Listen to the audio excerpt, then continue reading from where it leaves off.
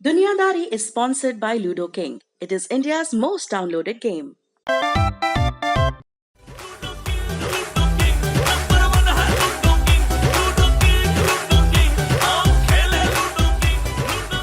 हाय दोस्तों, मैं Mika Singh and family and friends का नंबर 1 गेम लूडो किंग अभी डाउनलोड कीजिए।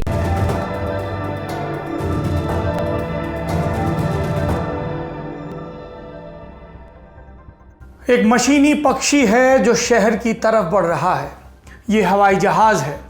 इसका पायलट इजाज़त मांगता है लैंडिंग की। इजाज़त मिलती है लेकिन ओके कहने वाले लोग चौंक जाते हैं। वजह हवाई जहाज़ की ऊंचाई। फिर वो हवाई पट्टी के बेहद करीब आता है लेकिन लैंड नहीं करता, लौट जाता है अगले ऑर्बिट के लिए। और फिर आते हैं फ्रेंच भाषा के वो 3 शब्द जो कोई भी पायलट अपनी पूरी जिंदगी में कभी भी नहीं बोलना चाहता। मेडे मेडे मेडे। और इसके बाद एक धमाका। तो क्या हुआ, जो 2 हवाई पट्टियां इस क्रैश लैंडिंग के लिए तैयार थी, लैंडिंग तो रिहायशी इलाके में हुई। एक घर ध्वस्त हो गया जहां ईद के कुछ रोज बाद एक लड़की का निकाह होना था। बहुत कुछ ध्वस्त हो गया। और अब पाकिस्तान में शोर है कि जांच ईमानदारी से नहीं होगी। पायलट अलग नाराज हैं, सरकार अलग लीपापोती कर रही है। उस हवाई जहाज में आखिरी वक्त में क्या हुआ था, इन सब पर बात करेंगे। नमस्ते, मेरा नाम सौरभ द्विवेदी है और आप ललन टॉप का ग्लोबल न्यूज़ बुलेटिन दुनियादारी देख रहे हैं। लेकिन हवाई जहाज की इस क्रैश लैंडिंग से पहले सुर्खियां। पहली सुर्खी है इक्वाडोर से। पिछले हफ्ते यहां राष्ट्रपति लेनिन मोरेनो ने कोरोना के मद्देनजर कुछ सख्तियों का ऐलान किया। इसके तहत कुछ सरकारी कंपनियों को बंद किया गया, सरकारी कर्मचारियों की तनख्वाह काटने का ऐलान किया गया। और फिर इन फैसलों के खिलाफ जनता ने मोर्चा खोल दिया। कई शहरों में प्रदर्शन हो रहे हैं। इनके पीछे मजदूर यूनियन का हाथ बताया जा रहा है। यूनियन के लोगों का कहना है कोरोना से जान बच भी जाएगी लेकिन सरकार के फैसले ज़रूर मार डालेंगे। दूसरी सुर्खी ब्रिटेन से है। यहाँ प्रधानमंत्री बोरिस जॉनसन को कोरोना हुआ था, अब स्वस्थ हो गए हैं, लेकिन उनका कहना है कि कोरोना के चलते मेरी आंखें कमज़ोर हो गई। इस बात का खुलासा बोरिस ने 25 मई को किया। उन्होंने कहा कि इतना असर पड़ गया है आंखों पर कि चश्मा लगाना पड़ रहा है। और ये बयान, इसका संदर्भ क्या है? चर्चा यूं छिड़ी कि बोरिस जॉनसन के मुख्य सहयोगी डोमिनिक कमिंग्स, उनकी आलोचना होने लगी क्योंकि वो लॉकडाउन के दौरान अपने परिवार को लेकर एक कार यात्रा पर गए। और इस पर डोमिनिक की सफाई थी कि कोरोना के चलते मेरी आंखों पर असर पड़ा था, आंखों को परखने के लिए कार लेकर निकला था। और अब प्रधानमंत्री भी कह रहे हैं कि डोमिनिक क्यों, मेरी भी आंखों पर असर पड़ा है। तीसरी सुर्खी अमेरिका से है। वीकेंड के दौरान यहाँ के मिजूरी प्रांत से बड़ी परेशान करने वाली तस्वीरें आई। यहाँ लेक ऑफ द ओजार्क्स नाम की एक झील है। वीकेंड पर दर्जनों लोग यहाँ डुबकी लगाते दिखे। भीड़ इतनी ज़्यादा थी कि झील में जहाँ देखो वहाँ इंसान ही नजर आ रहे थे। इसके बाद स्वास्थ्य विभाग ने चेतावनी जारी की और लोगों के बर्ताव की निंदा करते हुए 14 दिन तक घर में रहने का आग्रह किया। अब बढ़ते हैं बड़ी खबर की तरफ। पाकिस्तानी इंटरनेशनल एयरलाइंस की फ्लाइट संख्या 8303 22 मई 2020 का दिन, दोपहर का वक्त लगभग 1 बजे इस विमान ने लाहौर के अल्लामा इकबाल इंटरनेशनल एयरपोर्ट से उड़ान भरी। शेड्यूल के मुताबिक 90 मिनट बाद इस प्लेन को कराची स्थित जिन्ना इंटरनेशनल हवाई अड्डे पर लैंड होना था। 91 यात्री, 8 क्रू मेंबर, यानी टोटल 99 लोग विमान में सवार थे। ये रमज़ान का आखिरी जुमा था। 3 दिन बाद ईद मनाई जानी थी। 2 महीने लंबे लॉकडाउन के बाद पिछले हफ्ते ही विमान सेवाएं बहाल हुई थी। विमान में सवार ज़्यादातर लोग त्यौहार मनाने अपने घर लौट रहे थे। कोई मिलिट्री अफसर था, कोई किसी मल्टीनेशनल कंपनी का एग्जीक्यूटिव, कोई बैंक में बड़े ओहदे का अधिकारी। इन सबको सही सलामत कराची पहुंचाने की जिम्मेदारी थी विमान के मुख्य पायलट कैप्टन सज्जाद गुल और फर्स्ट ऑफिसर उस्मान आजम की। 90 मिनट की यात्रा के बाद विमान कराची शहर के ऊपर था। फ्लाइट में लैंडिंग से जुड़ी अनाउंसमेंट हो चुकी थी। यात्री अपनी सीट बेल्ट बांध चुके थे। सब नॉर्मल लग रहा था। लेकिन जब कैप्टन सज्जाद गुल ने कराची स्थित एयर कंट्रोल टावर से संपर्क किया तो उधर के लोग चौंक गए। क्यों चौंके? क्योंकि ये विमान उस वक्त करीब 3500 फीट की ऊंचाई पर उड़ रहा था। जबकि विमान को इसकी आधी ऊंचाई लगभग 1600 फीट पर होना चाहिए था। एयर कंट्रोल टावर ने कैप्टन को सावधान किया, लेकिन कैप्टन ने जवाब दिया, घबराने की कोई बात नहीं है। इसके बाद कैप्टन ने लैंडिंग के लिए हरी झंडी मांगते हुए एयर कंट्रोल से कहा कि वो हवाई अड्डे के रनवे संख्या 25L की तरफ बढ़ रहे हैं। अभी हमने आपको एयर कंट्रोल टावर में लोगों के चौंकने की बात कही थी। ऐसा क्यों हुआ था? जानकारों के मुताबिक विमान जिस ऊंचाई पर था वहां से सीधे लैंडिंग कराना सही फैसला नहीं था। विमान को पहले थोड़ा इधर उधर घूमकर अपनी ऊंचाई घटानी थी और फिर लैंडिंग का प्रयास करना था। एयर ट्रैफिक कंट्रोल की भाषा में इसे ऑर्बिट कराना कहते हैं। इसमें पायलट दाईं या बाईं दिशा में 360 डिग्री पर विमान को उड़ाता है। यह सही तरीका था, लेकिन पायलट ने ऐसा नहीं किया। क्यों नहीं किया? पाकिस्तानी अखबार द डॉन के मुताबिक इसके पीछे बड़ी वजह शायद मैनेजमेंट का बनाया प्रेशर था। अगर सीधे लैंडिंग कराने की जगह पायलट विमान को ऑर्बिट करा कर लाता तो बाद में सवाल पूछा जाता। मुमकिन था कि सीनियर अधिकारी विमान उड़ाने की उनकी काबिलियत पर सवाल उठाते। इससे पायलट सज्जाद गुल को अपना रिकॉर्ड खराब होने का डर था। शायद इसीलिए पायलट ने बिना ऑर्बिट किए विमान को लैंड कराने की कोशिश की, लेकिन लैंडिंग की यह पहली कोशिश नाकाम रही। इसके बाद पायलट ने एयर कंट्रोल से गो अराउंड की इजाजत मांगी। ये गो अराउंड क्या होता है? ये एक टेक्निकल लफ्ज है। इसका मतलब होता है कि लैंडिंग का मौका मिस हो गया और पायलट अब दोबारा लौटकर लैंडिंग की कोशिश करेगा। लेकिन इस पॉइंट पर आकर चीजें काबू से बाहर होने लगी। एयर कंट्रोल टावर ने देखा कि विमान की ऊंचाई तेजी से घट रही है। उन्होंने पायलट को सावधान किया। जवाब में कैप्टन गुल ने कहा वो विमान को सही एल्टीट्यूड पर लाने की भरसक कोशिश कर रहे हैं। इन कोशिशों का कोई मुफीद नतीजा नहीं निकला। कुछ ही सेकंड बाद कैप्टन गुल ने एयर कंट्रोल को 2 बुरी खबरें सुनाई। पहली बुरी खबर तो ये थी कि विमान के लैंडिंग गियर में कुछ टेक्निकल फॉल्ट आ रहा है, और दूसरी बुरी खबर, विमान का इंजन काम नहीं कर रहा। अब एक ही रास्ता था, विमान की क्रैश लैंडिंग करवाना। ये क्रैश लैंडिंग इमरजेंसी वाला तरीका है। ये तब होता है जब किसी वजह से एरोप्लेन को एकदम इमरजेंसी में जमीन पर उतारना पड़े। चूंकि एरोप्लेन के लैंडिंग गियर में खराबी आ गई थी, इसलिए इसके नीचे लगे पहिए, जिन्हें टेक्निकल भाषा में अंडर कैरेज कहते हैं, वो भी काम नहीं कर रहे थे। आपने शायद देखा होगा, उड़ान भरने और लैंडिंग के समय इन्हीं पहियों की मदद से एरोप्लेन रनवे पर दौड़ता है। इनके काम न करने की स्थिति में एरोप्लेन को पेट के बल लैंड कराना पड़ता था। हवाई जहाज की भाषा में इस स्थिति को बेली लैंडिंग कहते हैं। ये बहुत खतरनाक होती है। इसमें विमान को तो नुकसान पहुंचता ही है, साथ ही साथ हादसे की पुरजोर आशंका भी होती है। फ्लाइट 8303 इसकी इमरजेंसी लैंडिंग की तैयारियां शुरू हो गई। एयर कंट्रोल ने हवाई अड्डे के 2 रनवे 25L और 25R खाली करवा दिए, लेकिन तब तक एरोप्लेन का RAT भी एक्टिव हो गया था। RAT मतलब रैम एयर टरबाइन, RAT। यह हवा से बिजली पैदा करने वाली एक छोटी सी मशीन होती है जो कि एरोप्लेन के हाइड्रोलिक पंप से जुड़ी होती है। इसके एक्टिव होने का मतलब विमान के अब दोनों इंजन काम नहीं कर रहे। अब RAT पर विमान के हाइड्रोलिक पंप को पावर सप्लाई करने की जिम्मेदारी थी ताकि इसकी मशीनरी अपना काम जारी रख सकें। लेकिन इस स्थिति में पहुंच जाने के बाद बचने की उम्मीदें बहुत धुंधली हो जाती हैं। बहुत धुंधली हो गई थी और तभी एयर कंट्रोल टावर में बैठे लोगों को पायलट की पुकार सुनाई दी, मेडे मेडे मेडे। ये मेडे एक तरह का इंटरनेशनल डिस्ट्रेस सिग्नल है। इस संकेत का मतलब है जहाज खतरे में है, उसमें बैठे लोगों की जान पर बनाई है। ये सिग्नल बना है फ्रेंच भाषा के मेदे से, जिसका मतलब होता है मेरी मदद करो।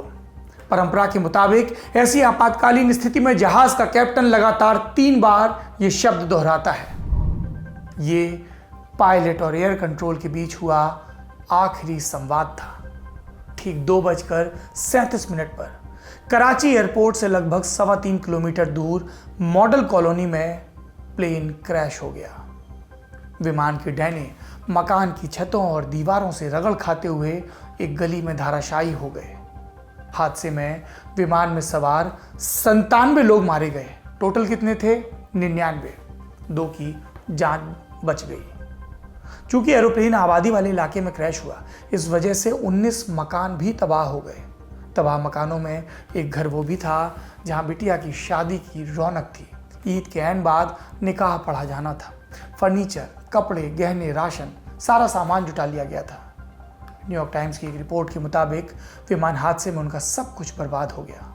राहत बस इतनी रही कि हादसे की चपेट में आकर जमीन पर किसी की जान नहीं गई। इस एरोप्लेन में सवार ज्यादातर लोगों की लाशें इतनी बुरी हालत में मिली कि पहचान कर पाना मुश्किल, और इसीलिए प्रशासन को डीएनए जांच के सहारे लोगों की पहचान करनी पड़ी।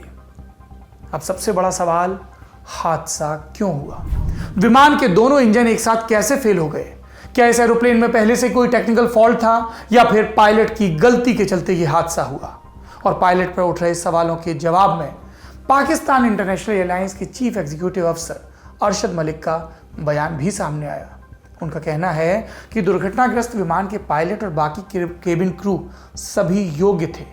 अरशद मलिक ने विमान के अनफिट होने की बात को भी खारिज कर दिया। तो अगर पायलट की गलती नहीं थी, विमान पूरी तरह ठीक था, तो फिर हादसा कैसे हुआ? क्या वजह थी कि हादसे से पहले विमान सामान्य से करीब दोगुनी ऊंचाई पर था?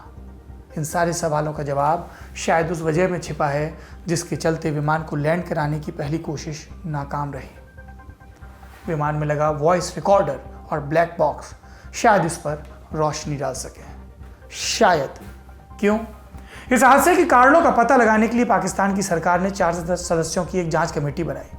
इस जांच टीम की क्षमता पर सवाल उठ रहे हैं, और सवाल उठाने वालों में प्रमुख हैं पाकिस्तान एयरलाइंस पायलट्स एसोसिएशन, इसको शॉर्ट में कहते हैं पाल्पा। इसके नाम से जाहिर है ये पाकिस्तान के एयरलाइंस के पायलटों का संगठन है। इसका कहना है कि सरकार द्वारा गठित जांच दल में बैलेंस नहीं है। क्यों नहीं है बैलेंस? क्योंकि इसमें कमर्शियल पायलटों की तरफ से कोई भी रिप्रेजेंटेटिव नहीं है। पाल्पा चाहता है कि इन्वेस्टिगेशन टीम इस बात की जांच करे कि विमान उड़ाने वाले लोग किस माहौल में काम करते हैं। वो इस जांच में अंतर्राष्ट्रीय संस्थाओं को शामिल करने की मांग कर रहे हैं, और इसकी वजह उन्हें अतीत में हुए विमान हादसों की जांच से शिकायत है। पाल्पा के जनरल सेक्रेटरी हैं इमरान नारेजो।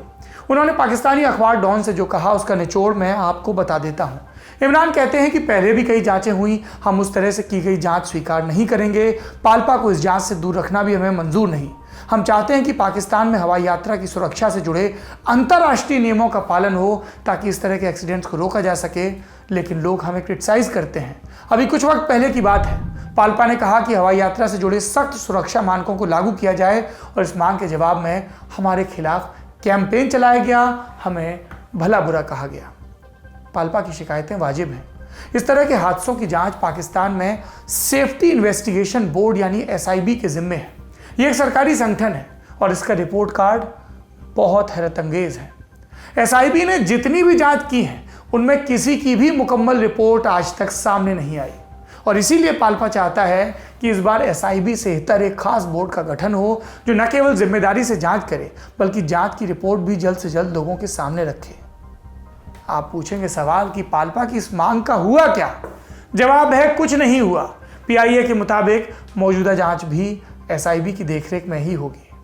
जांच होगी तो क्या जांच से कुछ हासिल होगा या हर बार की तरह इस बार भी लीप अप होती होगी?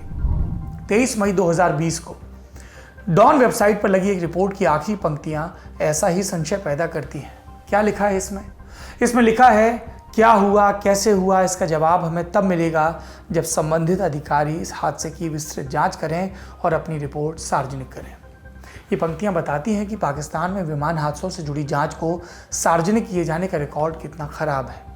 बीते एक दशक के दौरान हुए बड़े विमान हादसों को मिलाकर वहां करीब 471 लोग मारे गए हैं, लेकिन जांच रिपोर्ट एक की भी स्पष्ट नहीं। पिछला बड़ा हादसा कब हुआ था? 7 दिसंबर 2016 को।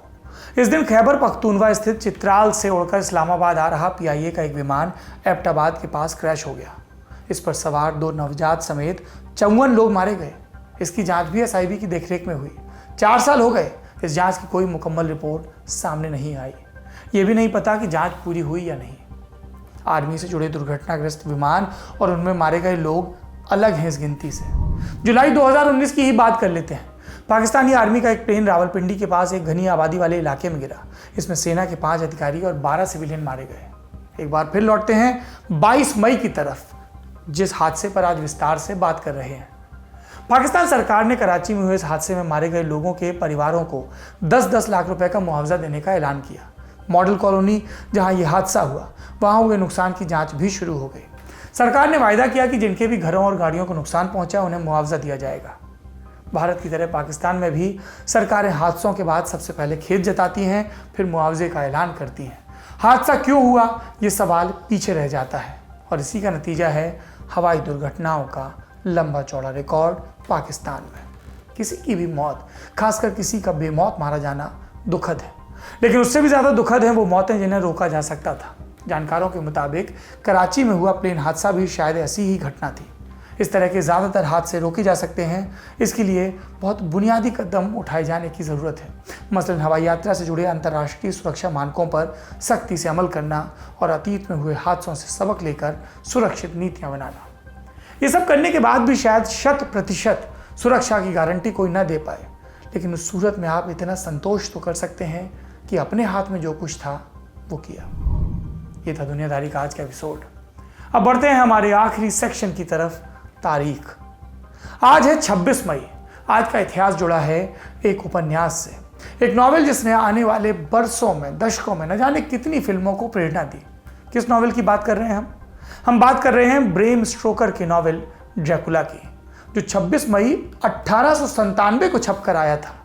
पीली जिल्द पर उभरे लाल अक्षरों वाले इस हॉरर नॉवेल का मुख्य किरदार था काउंट ड्रैकुला। क्या है ये काउंट ड्रैकुला का कैरेक्टर? ये एक काल्पनिक पिशाच है जो कई सदियों से जी रहा है। उसमें ऐसी ताकत है कि किसी को काट ले तो उसे लहू पीने वाला वैम्पायर बना दे। वैम्पायर की जो कहानियाँ किताबों और फिल्मों के रास्ते आप तक पहुँची हैं, उनकी जो छवि आपके दिमाग में बैठी है, उसे गढ़ने का श्रेय इसी नॉवेल को जाता है।